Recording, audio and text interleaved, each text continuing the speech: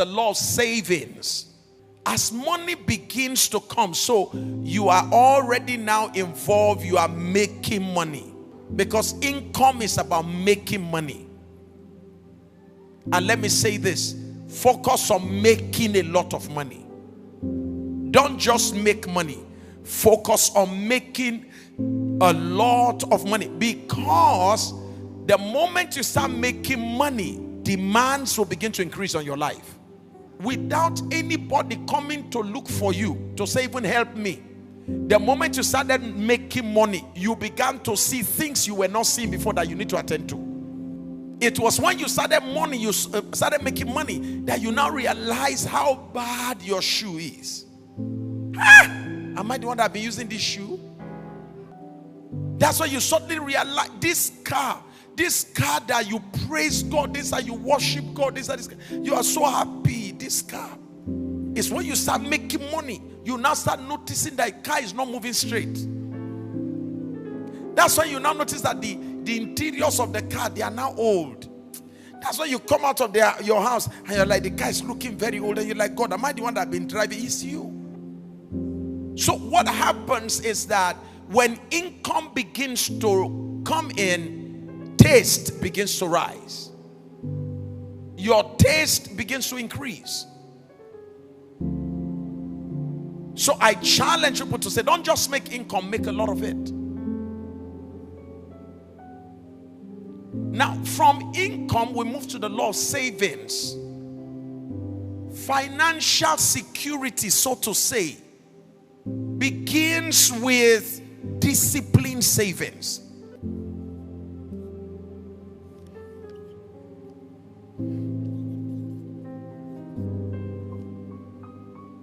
Call it the fruit part, flesh part. Call it the flesh. So this is what? A fruit. And I said to you, I said, have you noticed that most times the seed in the fruit is always very small? The fleshy part of it is usually much. Am I correct? Mesocarp, endocarp.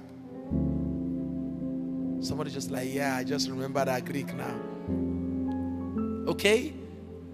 So, here is the flesh of it. Think about a mango.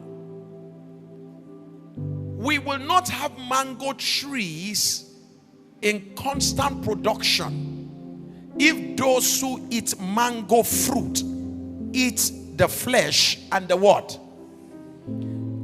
The flesh is given, the whole flesh is given for you to what? But please make sure you set aside what? The seed. The seed is to be able to germinate another tree. And from that tree, we can now have more fruits. So if you be patient enough and delay the desire to eat the fruit, the seed, and plant it, and make do with the flesh that is available to you, what will then happen over time is that you will have many trees, many mango trees, and multiple fruits.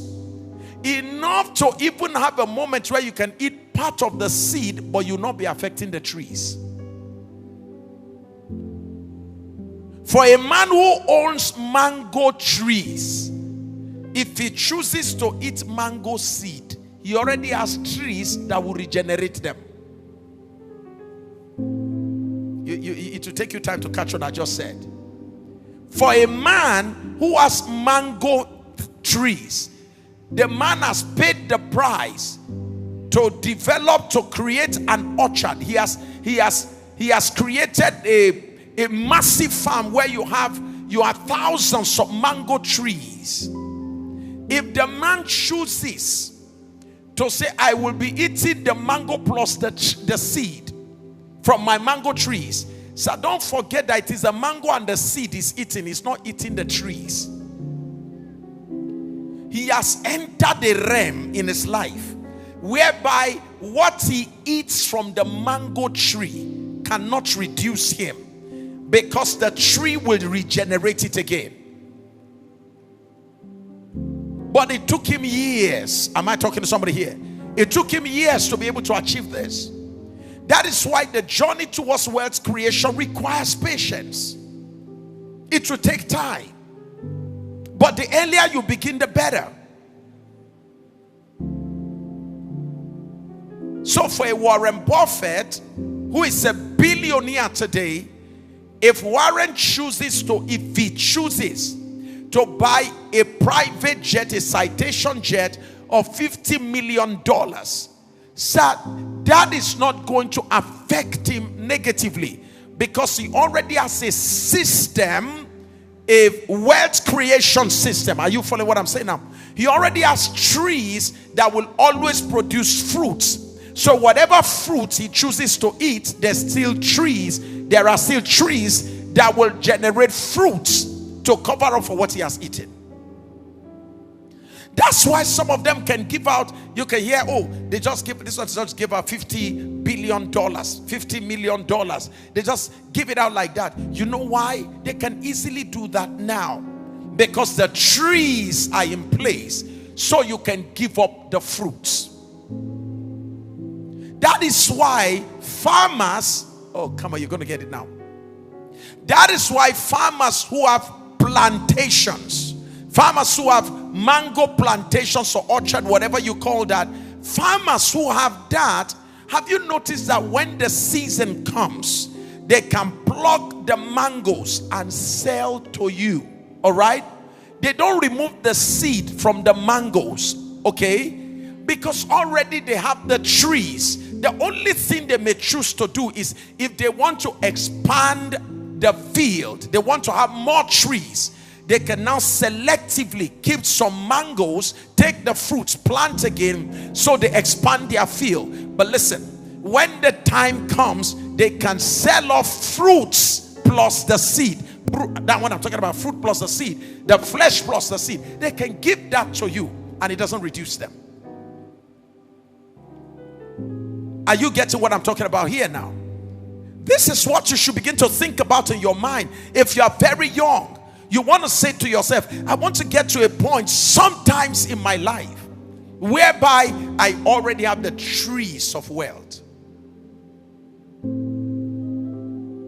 I have worked hard and I've been able to save. I've been able to minimize my expenses. Because wealth is not about how much you earn, it's about how much you keep. It's not about how much you are earning. It's about how much you're able to keep from what you are earning. This is where the rubber meets the road. This is where discipline is needed. This is where keeping your expenses below your income matters. So how much is my income? Let's say maybe I make 10,000 naira, okay? That's my income. How much is my expenditure? Totally at the end of the month, I end up, my expenditure is about 9,000 naira. What do I have left?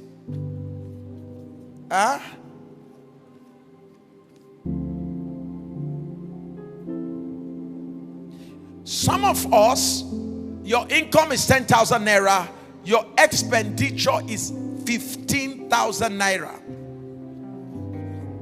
So you are at minus what?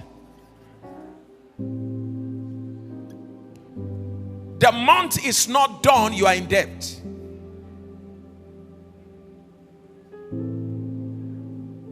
And what is responsible for this expenditure? In most cases, we're not talking about accidental happening, which sometimes you may have unfortunate situations. Somebody fell sick and they have to take the person to the hospital, you have to spend a lot of money. Those kind of things happen. Is that okay? That's more reason again why you're going to learn savings over time.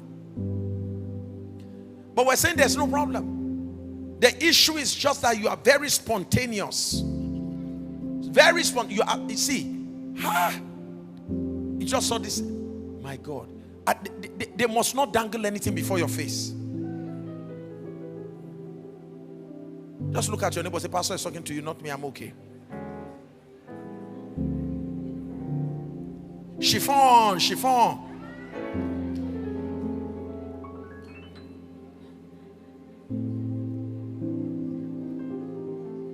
Gym.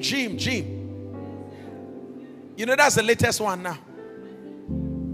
You go and register in a gym. How much are you paying in a gym per month? Big question. When you go to the gym, what are you doing? I just decide to check if there's a brother here. If there's a checking if you're going to find a girl here. If somebody can just admire you, you are beautiful. That's why you pay to be admired. That's what you're doing. But let's even assume that that's okay with you. You just choose to do that. We're saying, can you look at your expenses? A big question. Do you need to be spending on the things you are spending on now?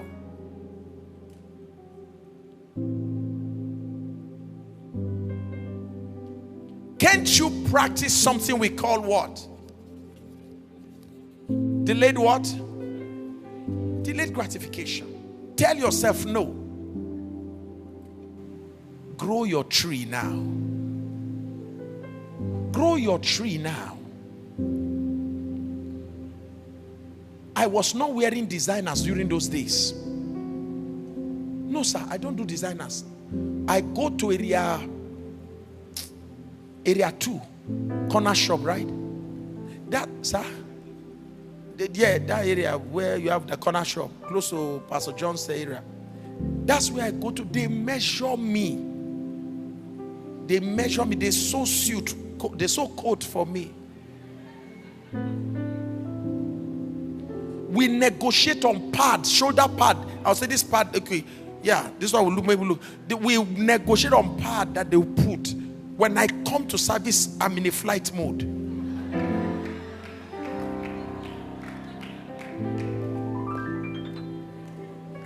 Are you hearing me? When the time came for God to change my dressings, even though we've been saving, sir, and I can see from the savings that we can afford to buy suit, but at that time, sir, if you buy suit from that savings, sir, you will send the savings to a place of epilepsy. So I said to myself, sir, it's not yet time. When the time came, God had to use somebody, sir. So, Pastor, I'm going to buy you suits. And the person bought me suits. That's if I entered the store shop where they say where the big men in our country go to buy suit in this city. Somebody took me there. When I saw the price for each suit, I felt like saying, sir, can you give me the money? I'll come back and buy by myself.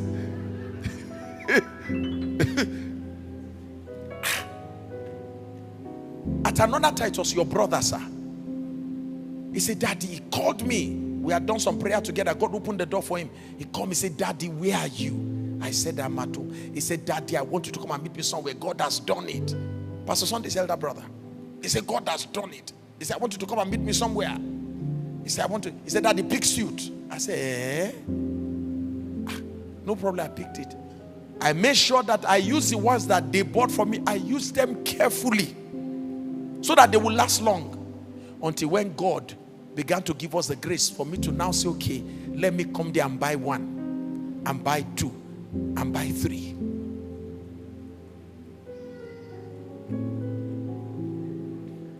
At that time, my wife buys her clothes from Wuse. Once in a while, some members will remember and give her something. But sir, we know they go past our level. Going to Wuse, we buy a correct cloth. Sew the ones we can sew. I'll tell you why we can now, and we have already said that in our teaching in the early days, that the days will come when we can, out of the dividends of our investment, am I correct? That's what it is we taught. From the dividends of your investment, you can buy anything you want to buy.